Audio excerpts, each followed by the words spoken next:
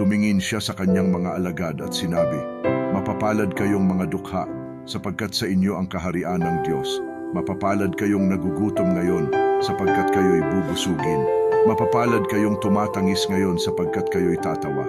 Mapapalad kayo kung kayo'y kapuotan ng mga tao, kung kayo'y layuan at kayo'y alipustain, at itakwil ang inyong pangalan na tila masama dahil sa anak ng tao.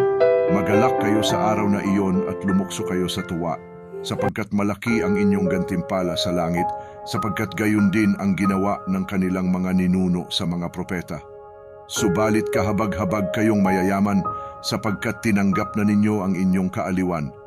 Kahabag-habag kayong mga busog ngayon, sapagkat kayo'y magugutom.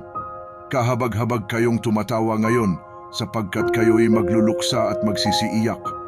Kahabag-habag kayo kapag ang lahat ng mga tao ay nagsasabi ng mabuti tungkol sa inyo, sapagkat gayon din ang ginawa ng kanilang mga ninuno sa mga bulaang propeta.